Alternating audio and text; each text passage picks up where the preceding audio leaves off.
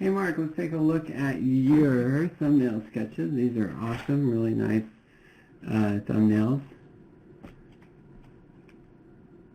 So,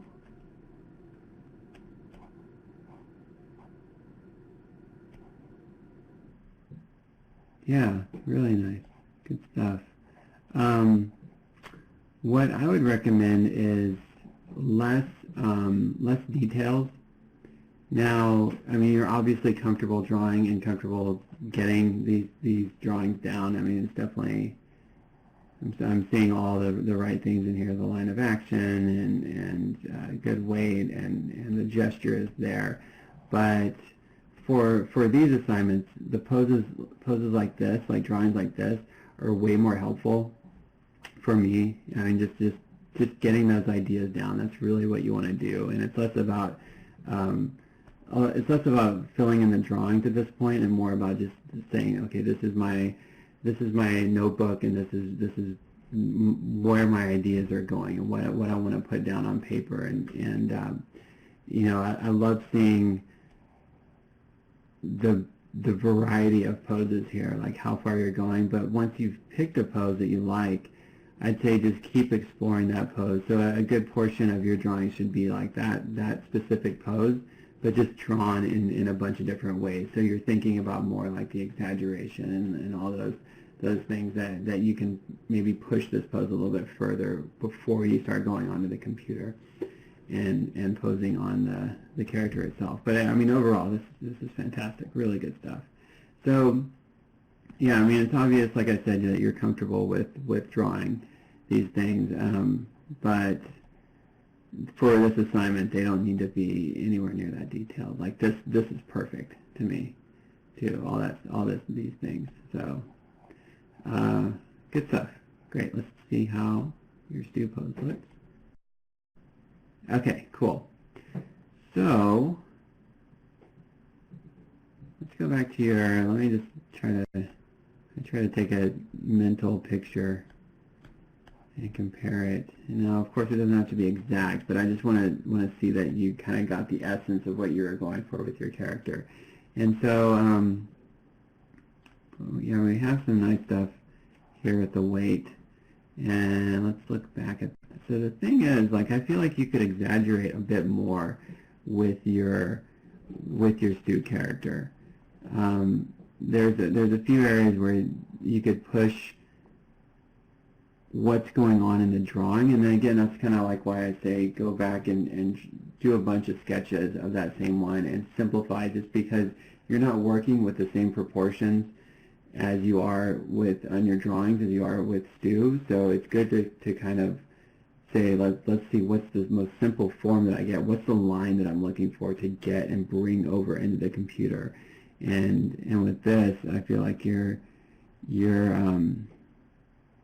line, it could be exaggerated a bit more here, and we can get some really nice stuff by pushing this pose even further than where it is.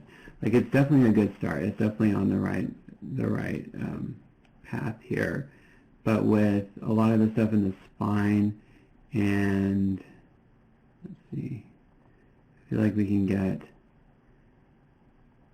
some really good stuff if, for one, just taking that body controller and pushing it further over screen right. And then maybe to counter that a little bit more and even exaggerate that further, taking this foot and moving it over screen left. And so you're getting that, and then slowly shaping the spine to just get a little bit more out of that. Just get a little bit more curve out of that. With this part here, it's a little tricky because your character is looking down, but I feel like what the head is doing right now is a little bit unclear. And so what I would like to see is maybe getting some sort of clarity, be it either we have the head turned a little bit and the character is like looking this way, or even like looking down this way, something like that. Or even if we have the character looking down completely and away from camera, we show that neck And to do that, just like grab that controller and then translate it, move the head up away from the neck, so we can see that neck, and we can get just like a really clear picture of the head looking down, right? So that sort of clarity will bring out the silhouette a little bit more, and we'll kind of take away from that stacking thing that we get, like the head kind of stacking over the rest of the shapes.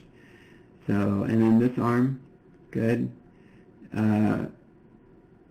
I would hide that thumb behind the lamppost there. And that hand pose is pretty good. Maybe just like get a little bit more bend here in this part of the hand. I mean, again, just like kind of going over what I went over in the Q&A. Try to make things feel a little bit more natural by just bending and twisting certain areas. And then the only thing is the other thing is that this hand pose and this arm pose, like I'm not really sure what it is, and this hand pose specifically feels very computery, like it feels very flat, and so I'm not really sure like what. Let me go back to your sketchbook.